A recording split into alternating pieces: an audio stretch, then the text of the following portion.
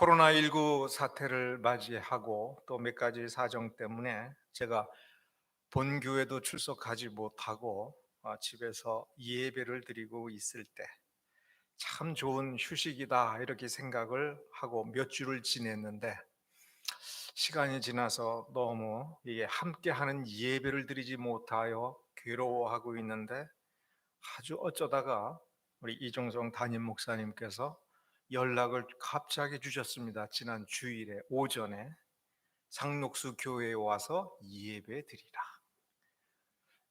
얼마나 반갑고 좋은지 몰랐습니다. 그런데 그 뒤에 단서가 붙어 있었는데, 지난주, 그러니까 오늘은, 그러니까 지난주는 예배 참석하고 다음 주인 즉 오늘 설교하라. 근데 저는 그 설교하라라고 하는 그 말은 귀에 안 들어오고, 앞에 예배에 참석하라라는 그 말이 얼마나 좋았는지 모릅니다.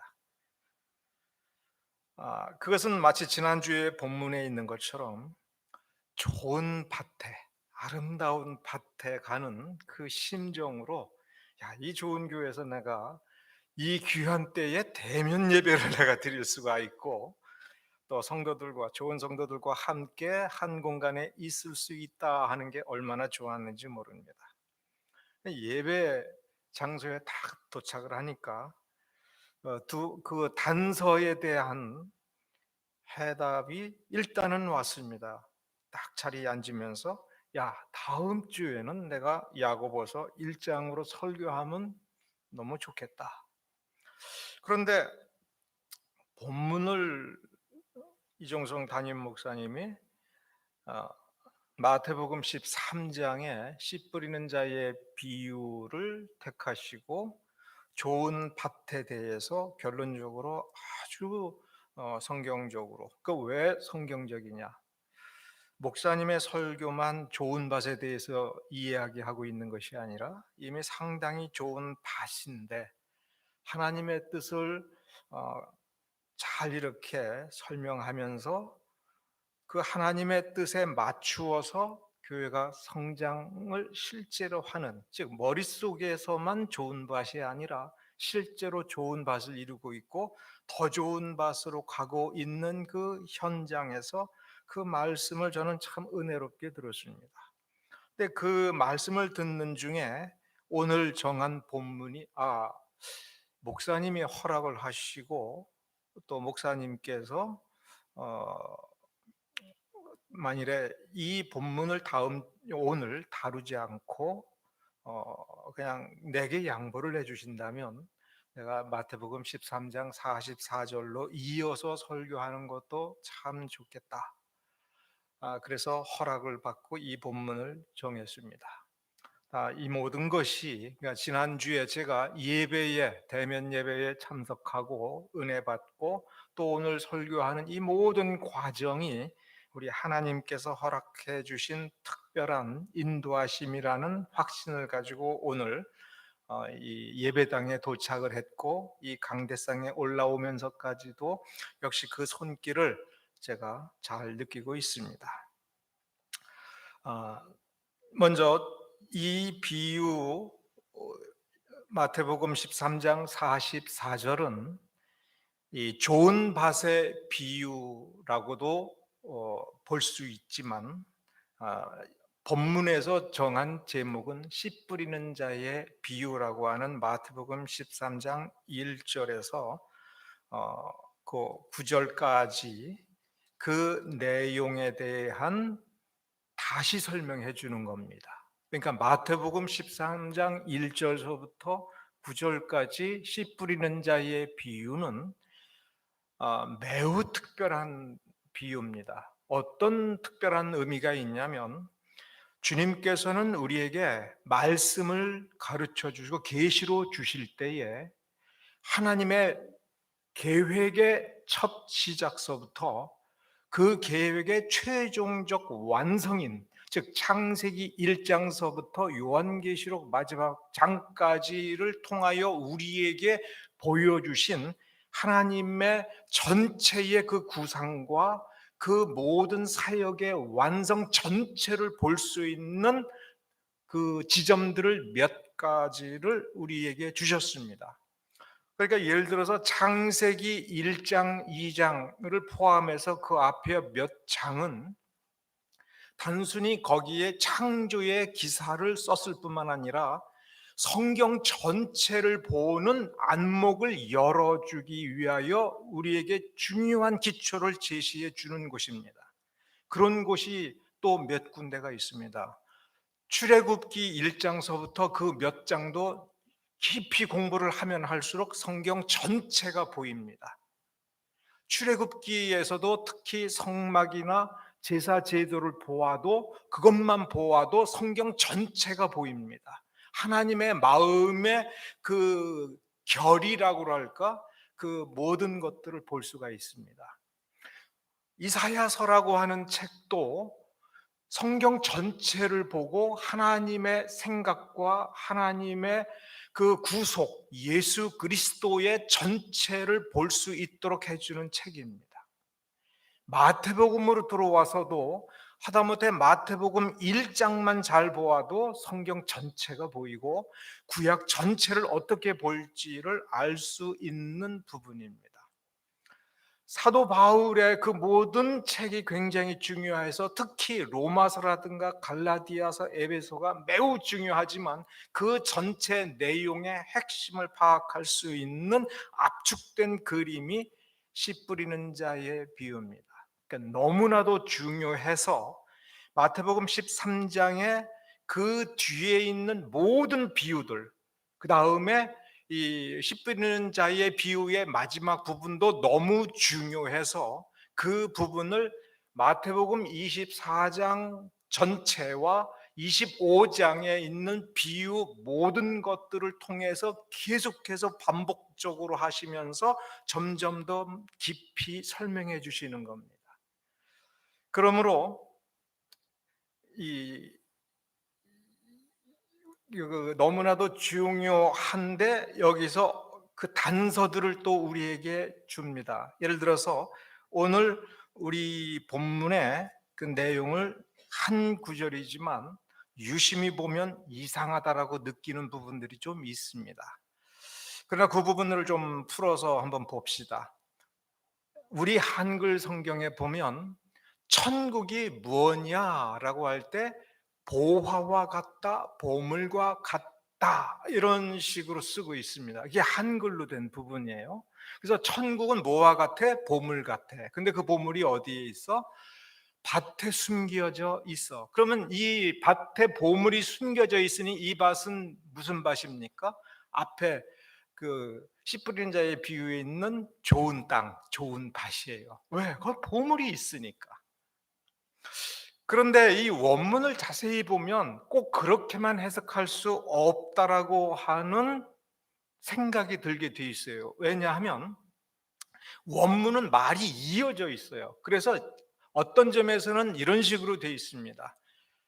보물이 그 밭에 숨겨져 있는데 그 보물이 거기에 있는 것을 어떤 사람이 발견하고는 도로 그 보물을 그 밭에 그대로 숨겨놓고는 집으로 돌아가서 자기의 모든 소유를 다 팔아서 그 밭을 사는 그런 게 천국이다. 그러니까 천국은 보물이 아니라 그 보물이 들어져 있는 밭을 사는 것과 같다. 이렇게 해석해도 되는 그런 문장입니다. 그런데 이 후자로 잘 설명하지 않으려고 하는 거는 이제 왜 그러느냐 하면은 천국의 그 국이 나라거든요. 그러면 나라니까 영토가 있어야 되고 국민이 있어야 되고 주권이 있는 구체적인 어떤 것. 대한민국은 매우 구체적이지 않습니까? 미국이라는 나라도 구체적인 거예요. 러시아라는 나라도 구체적인 거예요. 그래서 그 나라라고 머릿속에 명확하게 생각을 하는 건 쉬워요. 그런데 이렇게 나라를 생각하는 것은 18세기 이후입니다. 그거부터도 거의 2000년 전의 관념, 혹은 성경에서 이 마태가 하나님의 나라라고 얘기할 때 마태복음 1장서부터 천국을 이야기할 때에는 지금까지 너희들은 나라라는 걸 생각하지 못했지, 이렇게 생각하고 있는 것이 아니라 창세기 1장서부터 하나님께서 우리에게 펼쳐 보여주시고 그 믿는 자들을 통하여 이 땅 위에 하나님의 나라를 세우고, 이제 이 세상에 종말이 오게 되면 그 영원한 하늘나라로 이 백성들을 그대로 데리고 갈 그 나라라고 하는 것을 창세기 1장서부터 가르쳤고, 이사야서에는 매우 명확하게 가르친 거예요. 우리가 마태복음이라고 할 때에 이 복음이라고 하는 이 단어도 이사야서에 이미 사용되고 있는 단어입니다. 복음을 기쁜 소식이다라고 정의할 때에도 기쁜 소식을 전하는 자라고 하는 이 개념을 그대로 이사야서에서 이미 쓰고 있었습니다. 그리고 마태복음 1장을 잘 읽어보면 예수께서 오시는 것도 이미 창세기 1장서부터 창조하실 때부터 염두에 두시고 우리에게 메시아로 예수를 주셨다. 그리고 우리는 창세 전에 이미 하나님의 사랑 가운데에 존재하고 있었다라고 하는 것을 에베소서에서 가르치고 있거든요. 그러니까 이 세상에서 우리가 알기 쉽게 하나님의 나라라고 하면서 어떤 영토가 있고 국민이 있고 하는 그런 식의 나라라고 하는 개념이 생기기 몇천 년 전에, 아니 창조 때부터 하나님의 품속에서 생각하고 있는 그거는 우리가 알 듯 모를 듯한 게 맞는 겁니다. 우리 본문에 왜 이 비유, 그리고 씨 뿌리는 자의 비유를 왜 말씀하셨는가라고 하는 거를 다시 한번 생각을 해봐야 돼요. 본문 자체, 13장에 있는 본문 자체만을 생각을 해보면 천국의 비밀을 아는 것이 너희에게 허락되었다라는 말을 하셨는데, 여기서 네 가지 부분을 주의를 해야 됩니다. 천국 혹은 천국의 비밀이 하나입니다. 여기서 이 비밀은 알려주지 않고 숨겨두었다는 의미의 비밀이 아닙니다. 신비입니다. 정확한 말로는 그냥 원문엔 신비로 써 있어요. 신비들, 단수도 아니고 복수입니다. 그럼 비밀과 신비는 실제로 우리가 이해할 때는 어떻게 다릅니까? 비밀은 안 알려준 거예요. 숨겨놓은 겁니다. 아예 한마디도 안 해준 거예요. 그래서 통하는 누군가에게만 몰래 가르쳐 준 거예요. 근데 신비는 다 알려준 거예요. 다 보여준 겁니다. 그런데 보여주어도 그게 뭔지를 모르고, 알려주고 이끌어주고 만져보게 해줘도 그게 뭔지를 모르는 겁니다. 그런 일들이 이 예수님 당시에도 있었습니다. 정확히 얘기를 하면 바리새인들은 메시아에게 엉뚱한 것을 기대한 것이 아니라, 이 바리새인들과 유대인들의 공통점은 예수가 메시아라고 하는 것을 인정했더라도 그 메시아가 뭔지를 모르는 거예요. 바리새인들은 평생에 걸쳐서 수백 년의 대를 이어서 성경을 연구하고 메시아를 말하고 메시아를 기다리고 있었는데 그 메시아가 뭔지를 모르는 거예요. 메시아를 통하여 기쁜 소식이 오고, 그래서 그 복음을 알고 구원을 받겠다라고 성경을 읽고 알면서도, 그 성경을 들여다보면서도 그 깊은 것의 진짜 의미를 모르는 겁니다. 예수님께서 기적을 펼쳐 보여주면서 메시아가 이런 존재다라고 하는 것을 이야기를 해줘도 눈으로 보면서도 모르는 겁니다. 그런 일들은 제자들에게도 일어났습니다. 제자들이 예수님께서 내가 무슨 일을 할 거다라고 하는 것을 계속해서 차근차근 가르쳐 주었고 다 들었고 알았음에도 불구하고 정작 그 일이 벌어질 때는 두렵고 떨고 그랬던 거예요. 예수님께서 내가 죽을 것이다.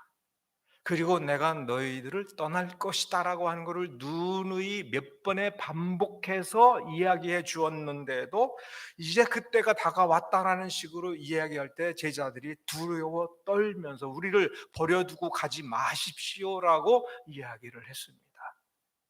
예수님께서 자기가 십자가에 달려 돌아가실 것을 이야기했음에도 불구하고 예수님께서 잡혀가는 그 순간 그들은 두려웠고 칼을 뽑아서 막으려고 했고 그걸 막지를 못하고 예수께서 십자가에 달려 돌아가실 때에는 그 예수를 부정하고 도망가고 심지어 예수님께서 약속하신 대로 부활하셨고 부활하신 그 자신의 모습을 제자들에게 보여주었음에도 불구하고 그래서 부활하신 주님을 만났음에도 불구하고 하루 종일 그들은 두려워서 문을 걸어 잠그고 저녁에 따로 모이고 부들부들 떨고 있었습니다.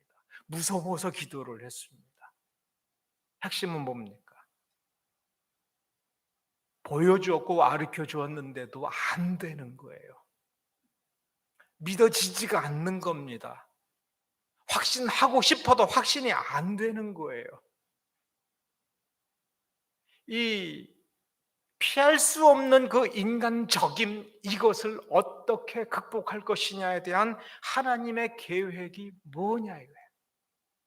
그것이 씨 뿌리는 자의 비유를 통해서 알려주고 이 비유 하나로도 안 되니까 이 비유를 계속 조각을 내고 부분이 계속 이어서 설명해 주는 겁니다.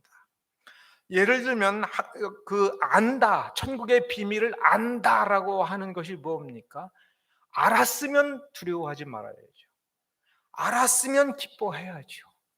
알았으면 내가 어떤 상황에 처하든지 내가 하나님의 계획을 알고 그 계획에 동참하면서 하나님이 주시는 능력을 공급받아서 승리의 삶을 살고 열매가 있는 삶을 살아야지요.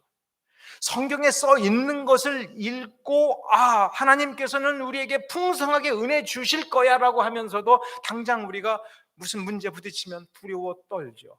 그러니까 충분히 알고 있는 게 아니에요. 그러므로 씨 뿌리는 자의 비유를 통해서 우리는 지난주에 우리 목사님께서 정확히 말씀을 하신 것처럼 우리는 좋은 밭이 되어야 돼요. 근데 좋은 밭이 되는 것이 어떻게 되는 거냐도 알아야 되고 좋은 밭이 어디까지 되어야 좋은 밭이 되는 것인가도 알 뿐만 아니라 실제로 되어야 되는 거예요. 그게 아는 거예요. 내가 그렇게 되고 있구나. 내가 이렇게 해야 되겠구나. 우리가 이렇게 해야 된다라고 하는 거를 하나둘 알아가야 돼요. 근데 이 아는 것이 너희에게는 허락되었다라고 합니다. 허락되었으니까 어떻게 돼요? 가만히 있으면 됩니까? 허락됐으니까 알려고 해야지요. 알 뿐만 아니라 그것이 머릿속으로 아는 것이 아니라 하나님의 능력이 임하여 그 능력을 경험하고 그 능력이 결실로 맺어지는 자리까지 우리가 인도함을 받아가는데 그럼 너희는 누구냐 이거예요. 여기서 이 본문 10절과 11절만 보면 제자들이라고 우리가 생각할 수 있어요. 그런데 씨 뿌리는 자의 비유를 왜 말씀하셨는가라고 하는 것을 12장 마태복음 12장 뒷부분에 가면은 49절 50절에 답이 있습니다. 누가 내 모친이며 내 동생인가라고 하는 것에 대한 예수님의 강력한 지적이 있습니다.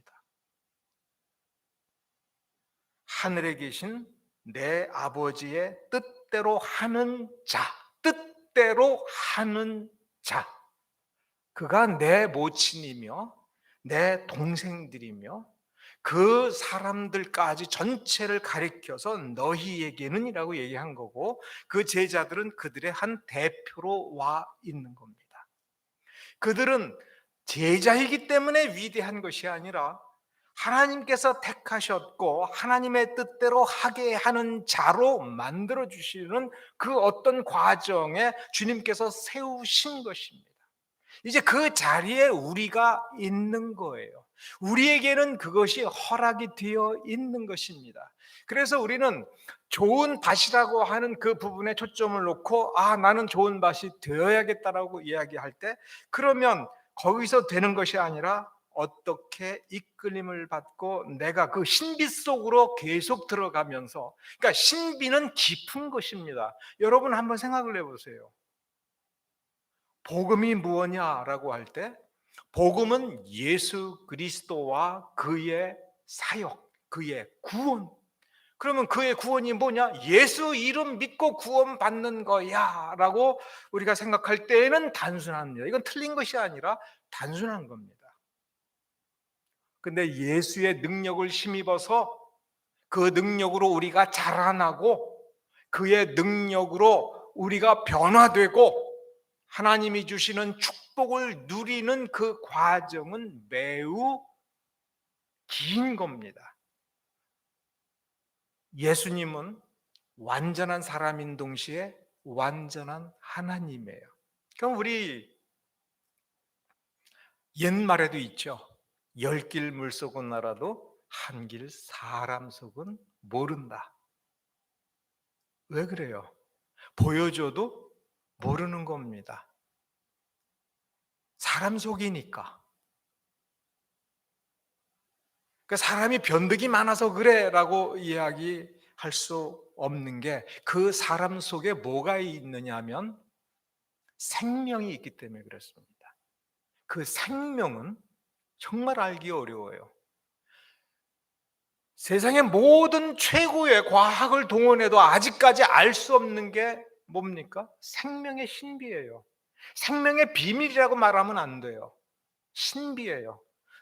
현미경으로 들여다보고 DNA를 연구를 해도 DNA에 대한 정보는 알지, 어떻게 이 DNA가 만들어지고 이 DNA가 어떤 정보를 간직했는데 그게 어떻게 한 인간으로서 충분히 성장하고 생명을 살아갈 것인가에 대해서는 알지 못해요.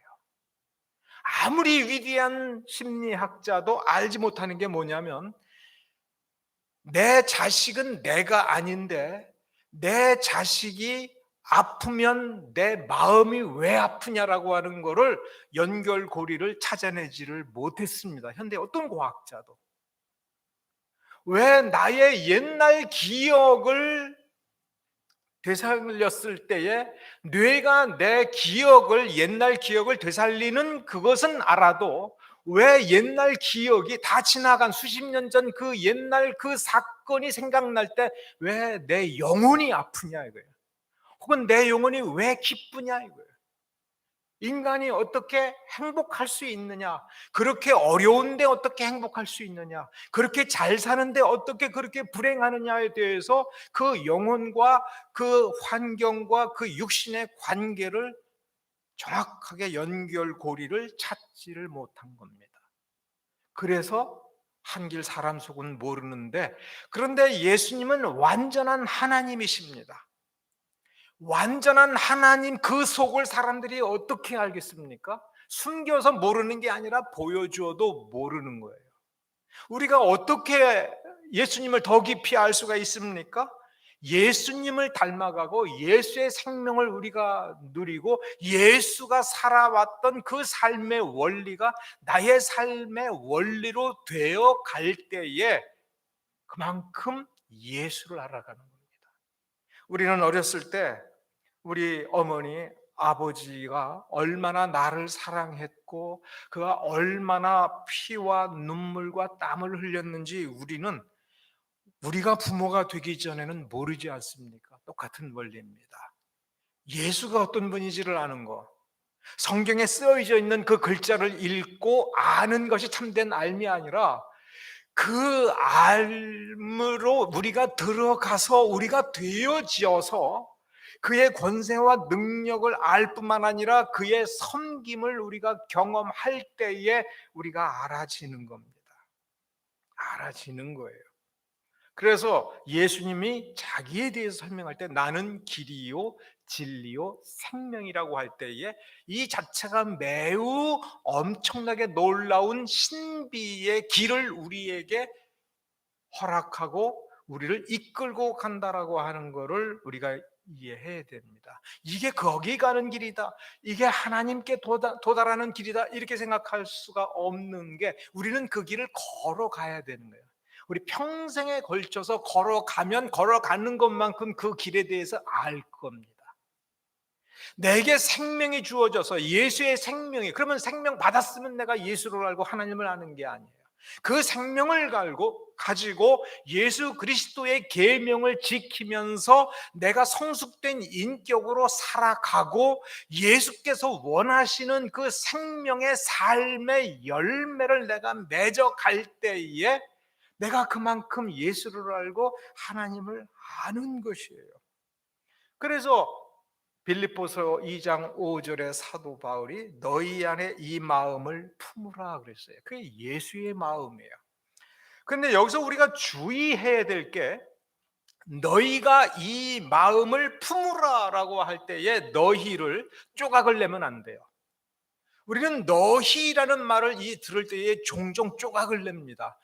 너희라고 하는 건 여럿이 앉아 있으니까 바울이 이 여러 사람들에게 너희라고 얘기했으니 우리는 들을 때에 나에게 적용하면 되겠구나, 내가 예수의 마음을 품으면 되겠구나라고 얘기할 때는 신비를 매우 가볍게만 아는 겁니다. 조각을 내면 안 되고, 너희라고 얘기할 때에 지금 교회를 향하여 하는 말이라고 생각을 해야 됩니다. 그러므로 우리가 내가 좋은 밭이 되겠다라고 생각하고 주여 주여 한다고 해서 내가 좋은 사람은 되고 좋은 신자는 되지만 진짜 좋은 밭은 되지가 않아요. 왜? 우리가 본문을 가만히 생각을 해보면, 이 천국은 예수를 믿을 때에 내게 오는 것, 천국은 내가 예수를 믿으면 예수께서 나를 움켜쥐고 천국에 데려가는 것이라고 생각하면 살 필요가 없어요. 믿으면 되는 겁니다. 근데 본문은 사라고 돼 있어요. 내가 안 사면 안 된다는 거예요. 예수를 믿은 것은 값없이 되는 것은 맞아요. 값없이 하나님의 자녀가 됩니다. 그런데 내가 좋은 밭이 되려면 내가 사야 돼요. 요 비밀을 또 알아야 돼요. 산다라고 하면 우리는 단순하게 생각을 합니다. 헌금, 내 돈을 내는 것, 내가 돈을 내서 값을 치르고 무언가를 사서 그걸 소유하는 거예요. 그렇게 오해할까 봐 예수님께서는 여러 비유로 말씀을 하셨고, 그 비유 앞뒤에 그 사건들을 일으키시고 그 사건들을 기록하게 하셨습니다.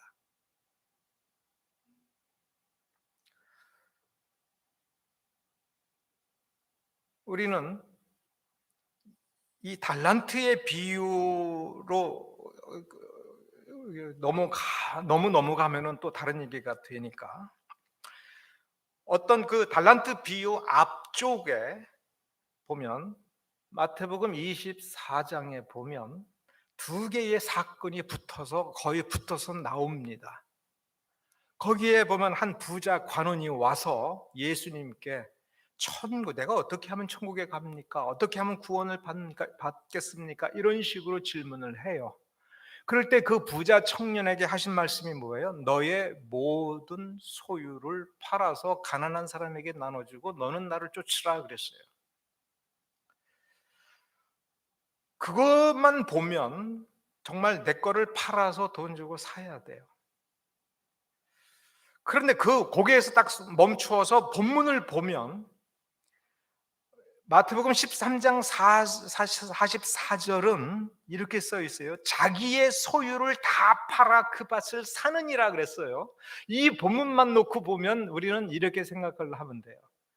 그러면 소유가 없는 사람은 어떡하지? 소유가 없는 사람, 가난한 사람, 자기 집도 없고 매일 끼니 걱정을 하고 매일 어떻게 살 것인가에 대한 근심으로 가득 차 있는 사람은 뭘 팔아요? 팔 게 있어요? 팔 게 없어요.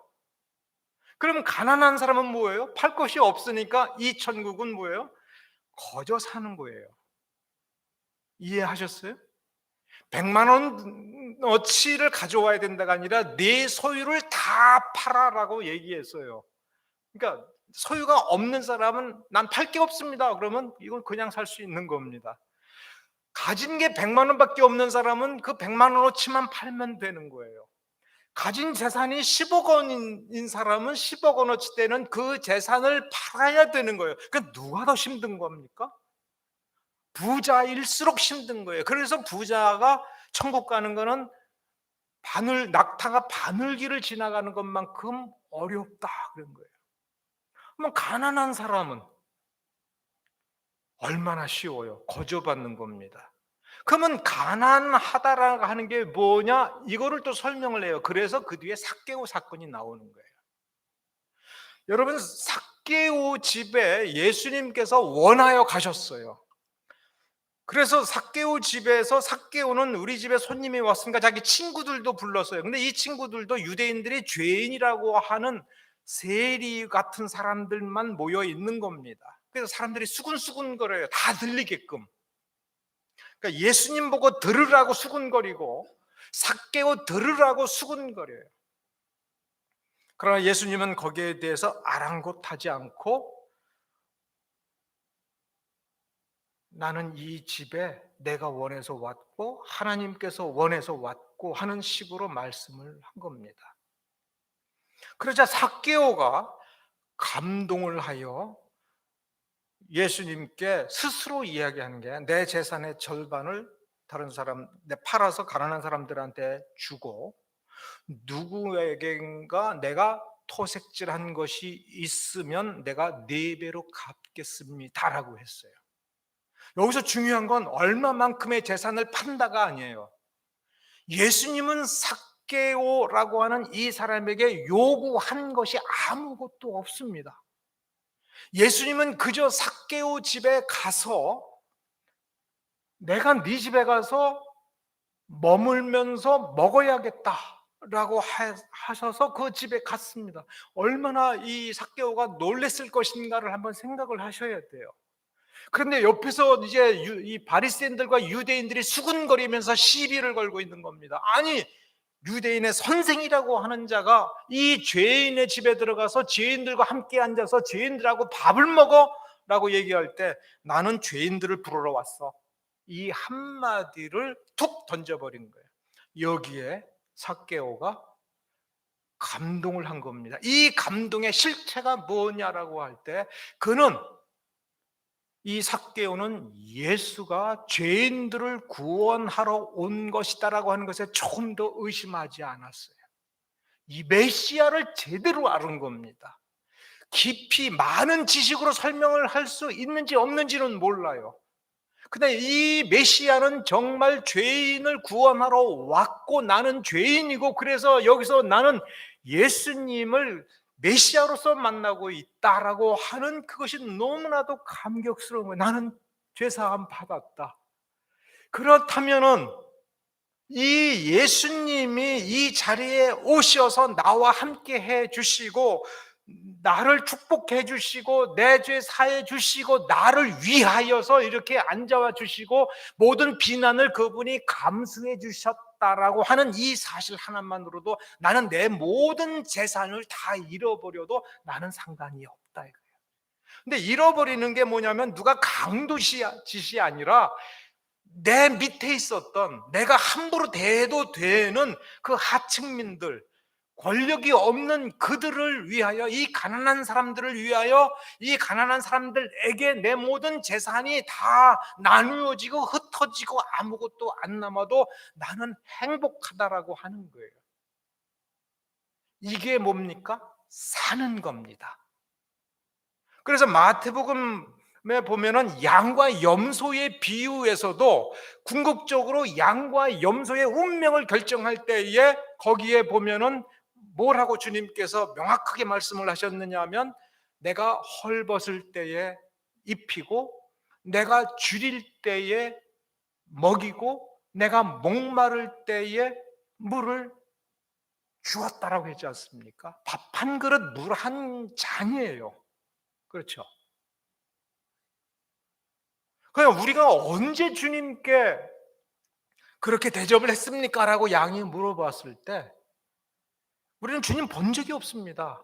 그러나 너희 중에 있는 가난하고 헐벗은 자에게 한 것이 곧 내게 대하여 한 것이라고 말씀을 하셨어요. 염소에게도 그렇게 말했죠. 너는 나한테 한 번도 그런 거를 해준 적이 없다 할 때에 염소도 같은 말을 했습니다. 양과 우리가 주님을 본 적이 없는데 왜 안 했다라고 하셨습니까? 주님 오신 적이 없지 않습니까? 주님이 우리 집에 오셨으면 대접을 해드렸죠, 이런 뜻이에요. 가난하고 약한 자에게 한 것이 곧 내게 대하여 한 것이다라고 얘기했습니다. 거기서 보면 이게 바로 오늘 본문에서 얘기하는 내 소유를 팔아. 이 소유를 팔아라고 하는 이 말은 무엇을 의미하냐면 아끼지 않는 거예요. 아깝지 않은 거예요.